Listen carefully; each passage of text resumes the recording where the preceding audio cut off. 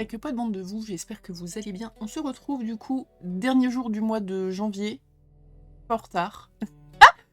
On a failli, mais je suis pas en retard. Petit achat manga du coup du mois. The Body. Voilà, avec une coupe de cheveux qui devient de plus en plus improbable. Je ne sais plus quoi en faire. Voilà, je vous le dis. Je, je vais me raser la tête. J'en ai marre. Alors, on commence par le tome 27 de Shirayuki. Je continue bien évidemment la série, qui est incroyable. Je sais pas en combien de tomes elle sera. Mais vraiment, si vous n'avez jamais lu Shirayuki, vous avez un animé qui prend la première, peut-être une ou deux saisons. Ça va pas jusqu'au bout. C'est ce qui m'a poussé à acheter la version papier. Mais n'hésitez pas, c'est vraiment un manga incroyable. Je pense d'ailleurs que je le mets au niveau de Yona Princesse de l'Aube. Voilà, que je suis en train de me faire en occasion au fur et à mesure. Ensuite, on passe au tome 21 de Dan Dadan en version, s'il vous plaît, jaquette, je sais pas comment ils appellent ça, collector ou... Enlever les prix, très bien. Je voulais la petite jaquette alternative. Hop. Vous avez du coup la jaquette alternative toute brillante d'un côté et vous avez la jaquette normale de l'autre. J'aime bien prendre les jaquettes alternatives de Dan Dadan. J'aime trop Dan Dadan. Voilà. Ah, visiblement, on va peut-être avoir des nouveaux potes dans celui-là. Je l'ai pas encore lu. J'avoue que je ne lis pas trop en ce moment. Là, j'ai fini Pélélu, qui était absolument incroyable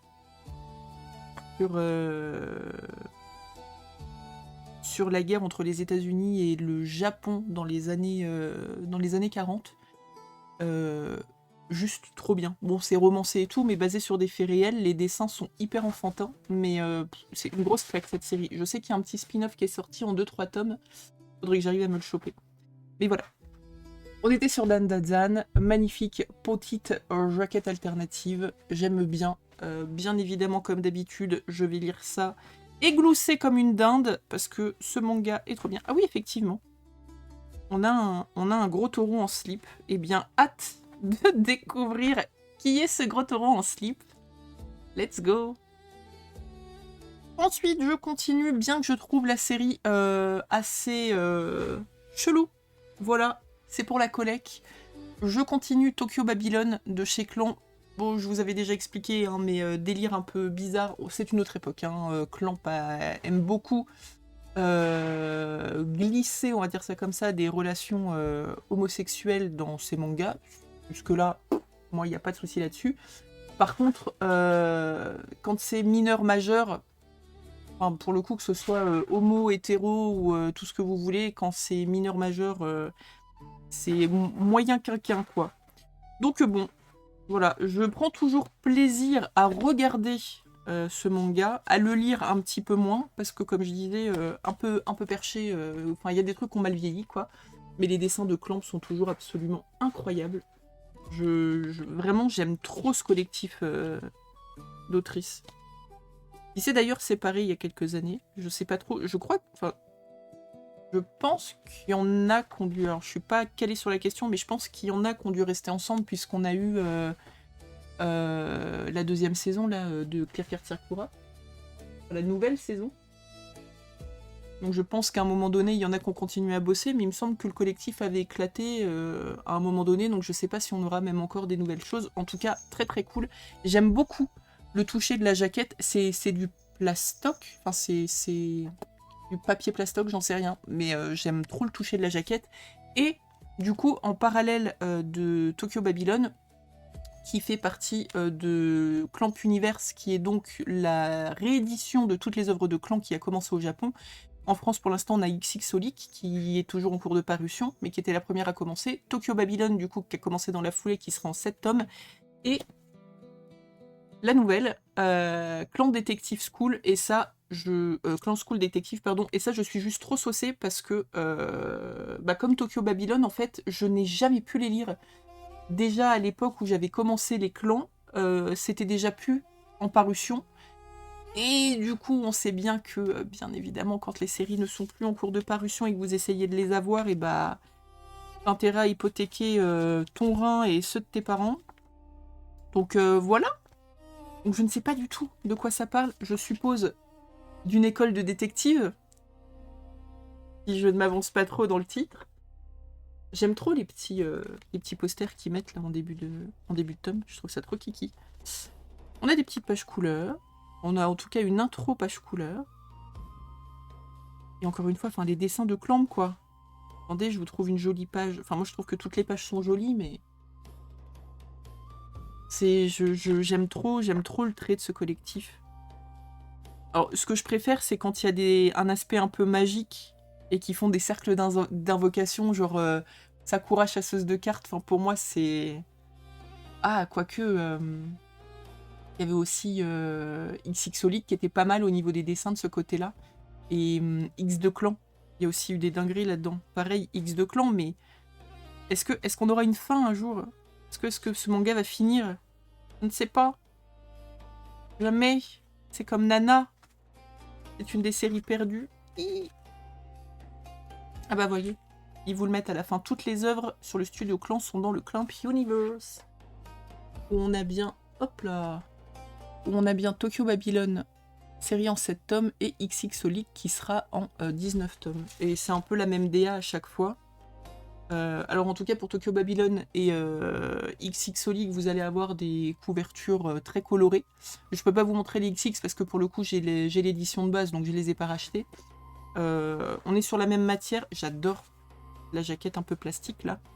Et je ne sais pas du coup, est-ce que les Clamp School Detective vont être tous les trois des tomes blancs avec des couleurs jaquettes comme ça, je ne sais pas. En tout cas sur les Tokyo et les XX, de ce que j'ai vu, c'est que des jaquettes full colorées, violet, vert, jaune, rose, etc. Il n'y a pas encore de jaquette blanche. Bon voilà. Petite question, on s'en fout un peu, mais... Well, next.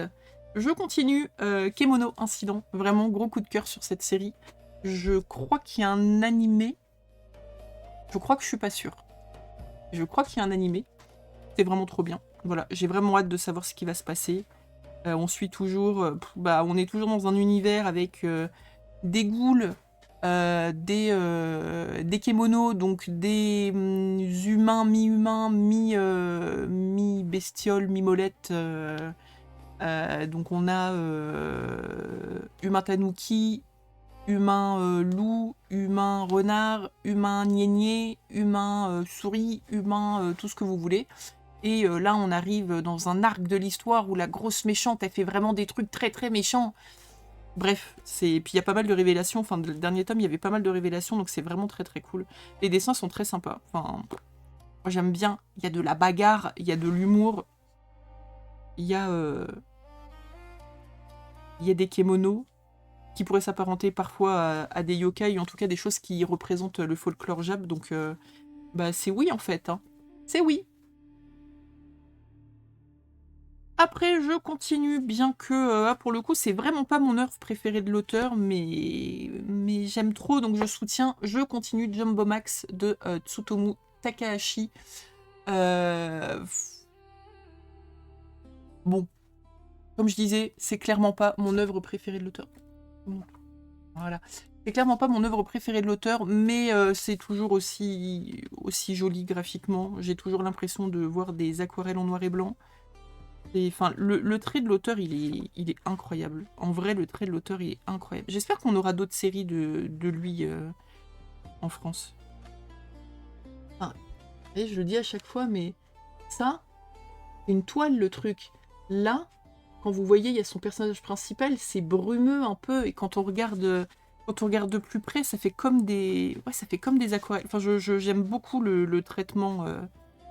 Le traitement de l'image de cet auteur. Enfin, je le dis à chaque fois, hein, mais je trouve ça vraiment stylé. L'histoire, elle est pas nulle. Enfin, déjà, je suis qui pour dire que l'histoire est nulle? Mais enfin, c'est pas que l'histoire, je ne l'aime pas. C'est que j'ai beaucoup moins d'accroche avec cette histoire-là du pauvre petit mec pharmacien qui se retrouve à faire de la drogue pour les gens qui ont des problèmes érectiles. Mais voilà, j'ai moins d'accroche pour lui que j'ai pu avoir dans Black Box, pour le mec qui est boxeur, qui essaye de reprendre sa vie en main avec son bagage familial.